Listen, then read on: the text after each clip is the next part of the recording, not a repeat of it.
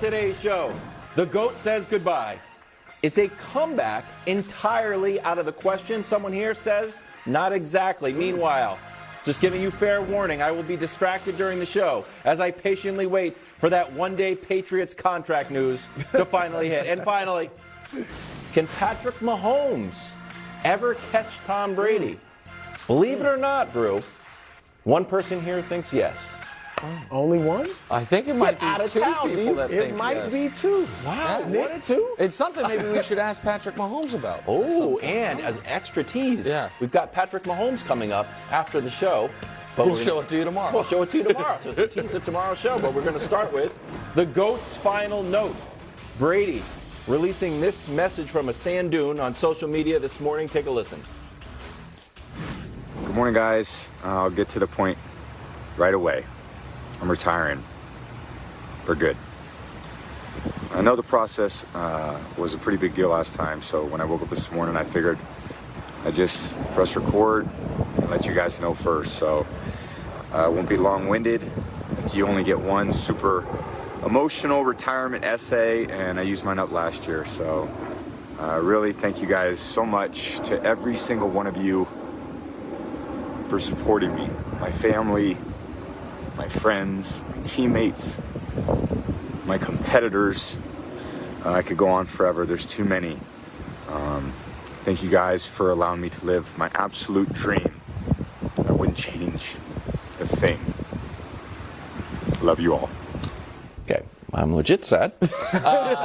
Your reaction. Well, listen, I thought that was actually a pretty touching video for Well being done, 1 yes. minute, and I think it did speak to the fact at how emotional he was about it, because obviously that wasn't like on IG Live. You know what I mean? He could have done multiple takes or whatever he wanted, and that was, I think, the most authentic and maybe the best version he had of it, where he got all the way through it, because I think this is a crushingly sad moment for him, because I don't think that obviously he's choosing to retire, and I think it's something that part of him wants to play football forever.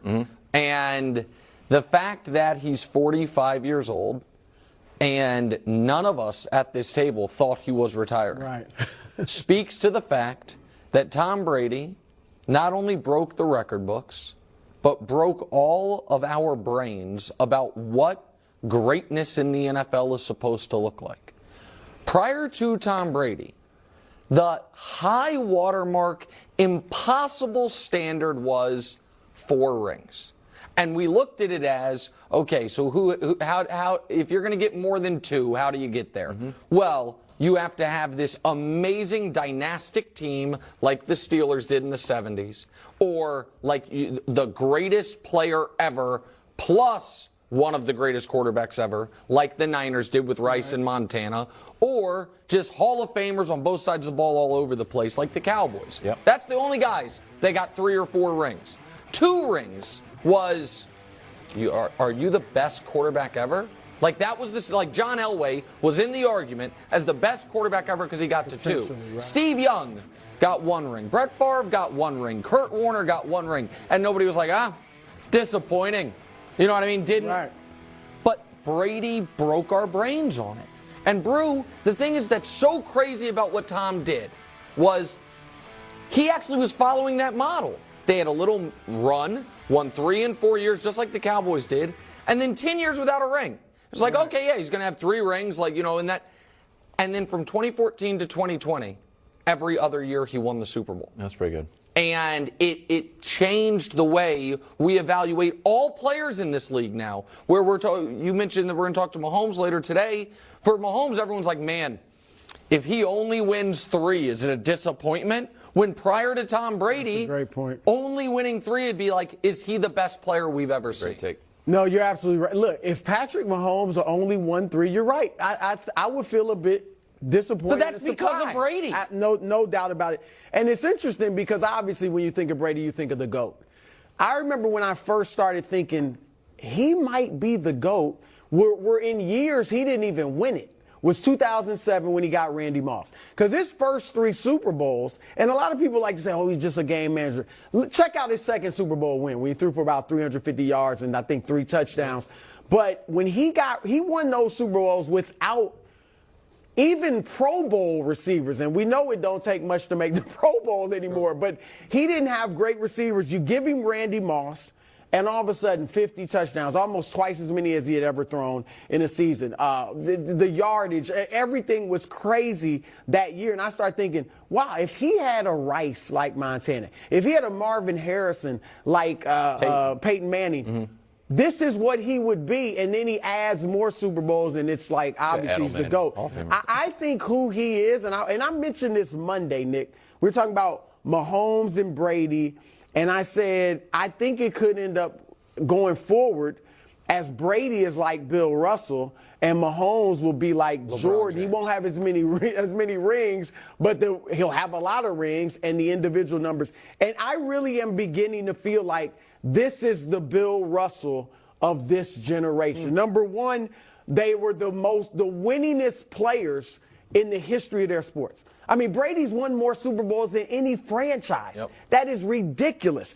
Secondly, they weren't consistently viewed as the best player in their sport. Nope. Obviously, you had Wilt Chamberlain with Russell. Yep. And Aaron Rodgers and Peyton Manning got more MVPs and more first-team All-Pros than Brady in his era. Number three, they were both incredibly clutch. And Nick, I want to show you this graphic. This is what Mahomes does have to do. Yep.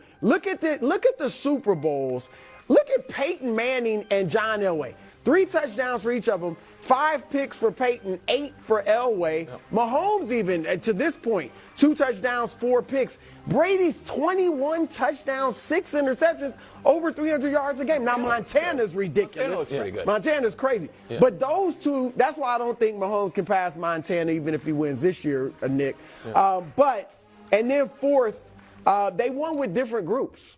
You know, like Russell obviously had Cousy initially, and then Havlicek later, and obviously Brady did it. So I think he's the Bill Russell of our era. I think it's a great take. I'm looking at it from a Patriots perspective, believe it or not.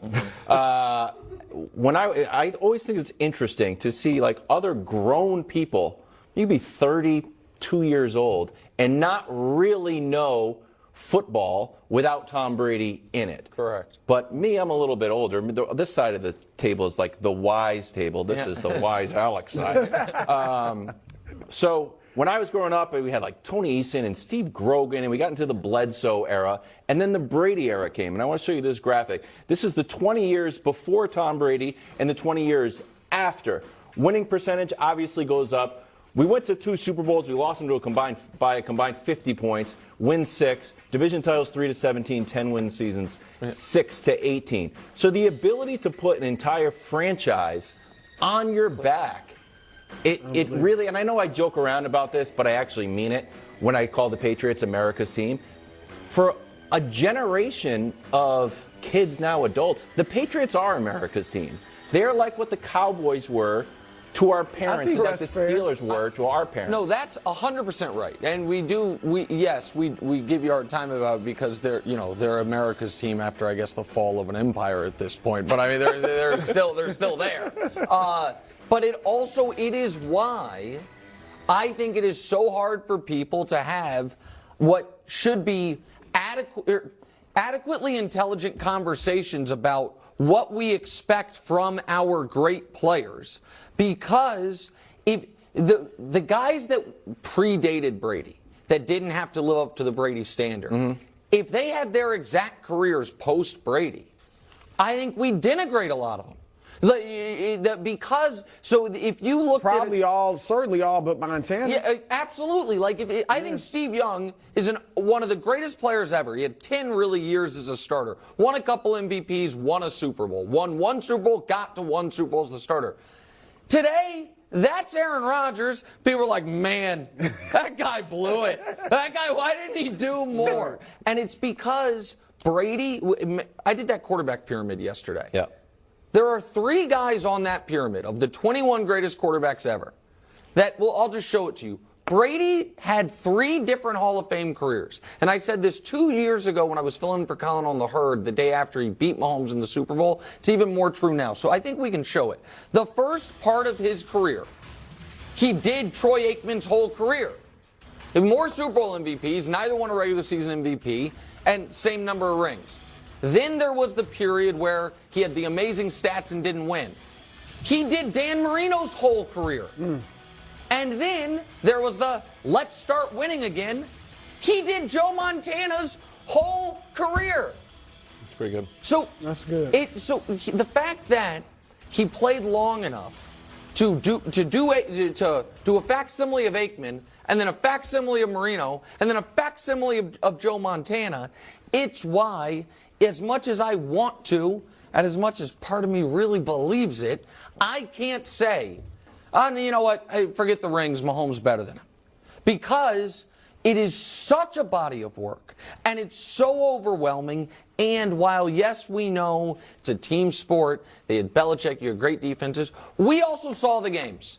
And we know that a lot of those games, the defense held the opposition down, but damn it, they were down 3 with 2 minutes left, and Tom Brady came marching down. We saw it time and again, what we saw throughout this season, actually, which is games where he didn't play that great in the biggest spots, but then at the biggest moments, he channeled something. And to be able to do it, to be to 14 conference championship games and all these things, it's just impossible. It's unfathomable. So let's take a look at Brady's career numbers and talk about the elephant in the room. 7-time Super Bowl, 5-time Super Bowl MVP, 3-time league MVP, all-time leader in wins, passing yards, passing touchdowns.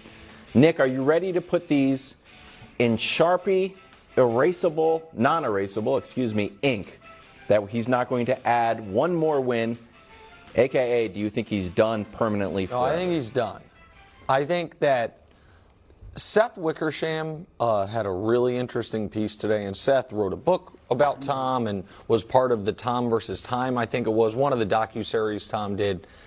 And we don't talk, I think it's the right thing to do out of respect, much about Tom's personal life. But obviously that was in the news this year, and he went through a divorce, a very public divorce. And reading that Seth piece, and just as much as you can get from that 60-second video, I think he gave everything he had to the game. Everything. I think he sacrificed in ways that he sacrificed things that people can't fathom sacrificing, because I don't think it was just that he loved football. And I actually agree with him on this, and I agree with what I think he believes. Felt a responsibility as the greatest to ever do something, to do it as long as he could. No different than you see people who kind of have unbalanced lives because they think what I am doing professionally is that important. I know it's football, I know it's a game, I know it's all fun, but when you are the greatest to ever do something in the history of the world, it probably weighs quite heavily on you that if you can keep doing it, you got to keep doing it. And he had said, I want to play till I'm 45. And he sacrificed a lot to get there, and now I think has to, as Mangini would say, Belichick would say, put it in the drawer and close the drawer. He has to be done with it. Well, and I think to your point, Nick, about him giving everything he had to the game, I think this year he realized I can't anymore. Now we get the vacation at training camp, even though I didn't like that. That was apparently related to his family, okay?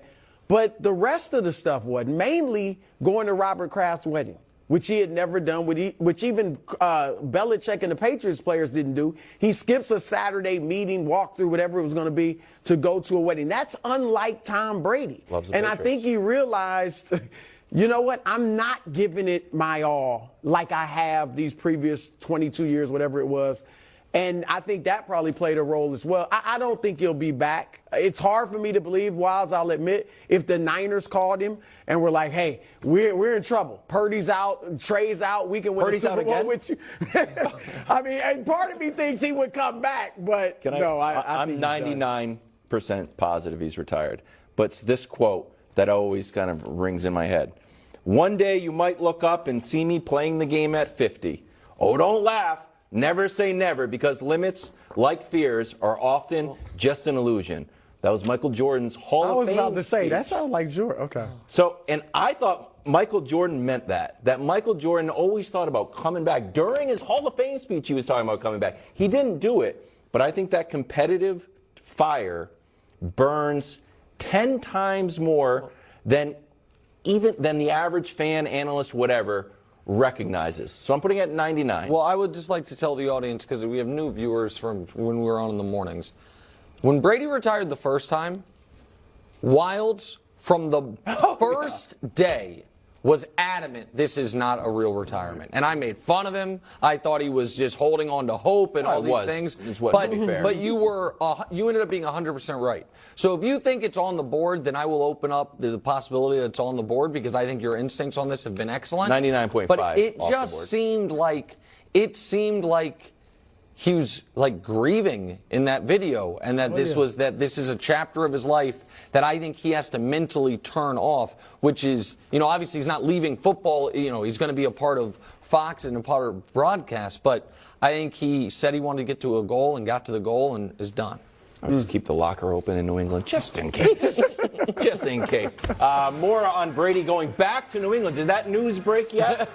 Did the news break with the one-day contract news? I hope. Next, first things first.